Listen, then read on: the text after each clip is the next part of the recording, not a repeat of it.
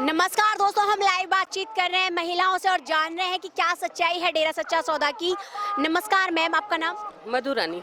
आप कितने समय से डेरा से जुड़ी हुई हैं? 15 साल से। आप इतने लंबे समय से डेरा सच्चा सौदा में आती रही हैं और आज भी उपस्थित हैं। जैसे कि डेरा को लेकर काफी सारे सवाल उठाए गए कि महिलाएं डेरा में सेफ नहीं है, तो आप क्या कहना चाहोगी? बिल्कुल सेफ है महिलाएं यहाँ, कोई हमें तो कोई प्रॉब्लम नहीं है। हम तो 15 साल से यहाँ पे आ रहे हैं, हमें आज तक कोई प्रॉब्लम नहीं लगी है। यहाँ पे आके कभी भी कोई दिक्कत नहीं लगी है हमें आज तक।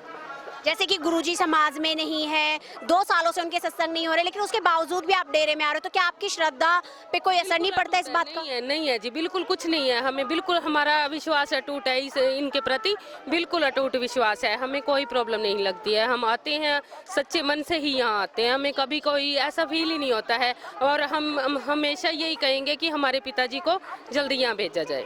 लेकिन आपका विश्वास इतना अटूट है, इसका क्या कारण है? बस हमें विश्वास है, हमें ऐसा लगता ही नहीं है कि पिताजी हमारे से दूर हैं। हमें लगता ही नहीं है कि उनके मतलब कोई कमी है, उनमें कोई दिक्कत है। हमें कुछ कभी परेशानी लगती ही नहीं है।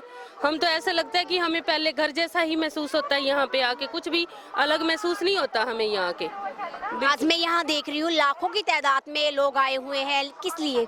बस उनका विश्वास है, जैसे हमारा विश्वास है ऐसा ही उनका विश्वास है। वो आते हैं, सब जिनके मन में श्रद्धा है तो वो आते हैं। हम तो हमेशा ही पिताजी को नमस्कार करते हैं, जैसा ही हमें लगता है। हमें बहुत अच्छा महसूस होता है यहाँ पे आके। तो क्या आप आगे भी डेरा आती रहेंगी? हाँ जी, बिल्कुल आते रहेंगे, बिल्कुल आएंगे। जैसे कि सुनने में ये भी आता है कि गुरुजी द्वारा बहुत ज्यादा मानवता भलाई के कार्य किए जा रहे हैं, तो क्या आप बता सकते हैं हमारे दर्शकों को कि क्या कार्य हैं वो जो किए जा रहे हैं? उन्होंने बहुत मतलब काम किए हैं, ब्लड डोनेट करवाते हैं, अच्छी जगह काम करवाते हैं, बहुत मतलब अच्छी लड़कियों को शिक्षा देते हैं और बच्चियों को गोद लेते हैं और उनका अच्छे से ध्यान रखते हैं बच्चियों का। जैसे आपने बताया कि बच्चों को गोद लेते हैं, तो वो किस तरीके से गोद लेते हैं? जैसे मतलब वो जैसे कोई अनाथ बच्चियां होती हैं तो उनको ले लेते हैं और अपने डेरे में मतलब उनकी परवरिश करते हैं और उनकी पढ़ाई करवाते हैं वहाँ पे। मतलब पूरी अच्छी तरह से स्टडी करवाते हैं यहाँ लाके, तो अच्छे तरीके से रखते हैं उन बच्चियों को। बिल्कुल बेटी मानते हैं वो अपनी हमेशा से ही।